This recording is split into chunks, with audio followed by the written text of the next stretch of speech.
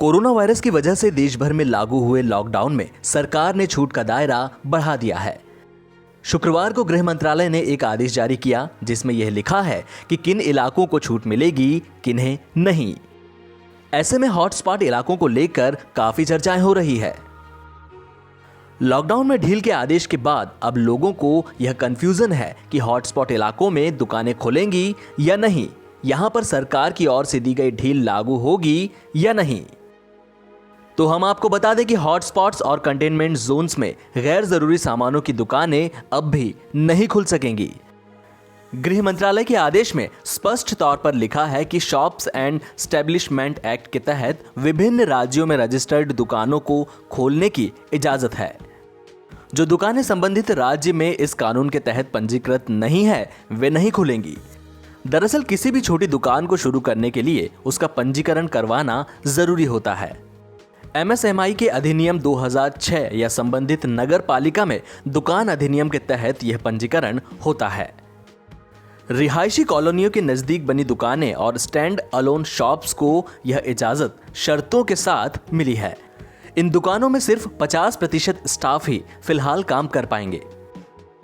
उन्हें मास्क लगाना अनिवार्य होगा, साथ में सोशल डिस्टेंसिंग के नियमों का पालन भी करना होगा। दरअसल दुकानों में कितने स्टाफ हैं, उन्हें किस दिन छुट्टी दी गई है, काम के कितने घंटे तय किए गए हैं, इस तरह की जानकारियां रजिस्टर्ड दुकानें सरकार को देती हैं।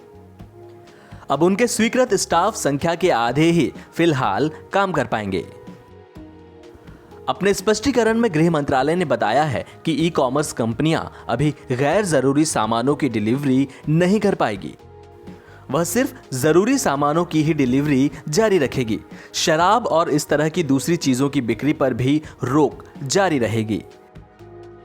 केंद्र सरकार की तरफ से शुक्रवार रात को दुकानें खोले जाने के आदेश को लेकर देश भर के व्यापारियों में पैदा भ्रम को लेकर कैट के राष्ट्रीय महामंत्री प्रवीण खंडेलवाल ने स्थिति स्पष्ट की है। सरकार द्वारा कल देर रात जारी एक आदेश में सभी राज्य सरकारों से कहा गया है कि पूरे देश में सभी प्रकार की दुकानों को खोलने की अनुमति दी जा सकती है।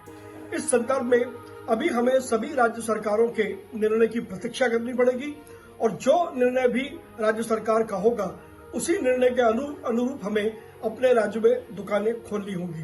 केंद्र सरकार ने अपने आदेश में स्पष्ट रूप से कहा है कि मार्केट कॉम्प्लेक्स में जो दुकानें हैं और या स्टैंड अलोन दुकानें हैं या रेजिडेंशियल कॉम्प्लेक्स में जो दुकानें हैं वो खोली जा सकती हैं, जबकि उसके साथ कर्मचारियों का जो प्रतिशत है वो 50% होना चाहिए।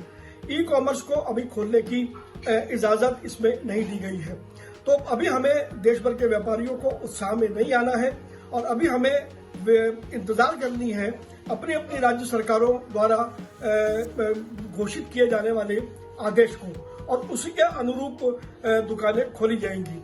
इसके साथ ही सभी व्यापारियों को जो सुरक्षा के उपाय हैं उसको भी अपनाना होगा, सोशल डिस्टेंसिंग का पालन करना होगा और सरकार द्वारा जारी स्वास्थ्य संबंधित जो भी आदेश हैं उनका भी पालन करना होगा।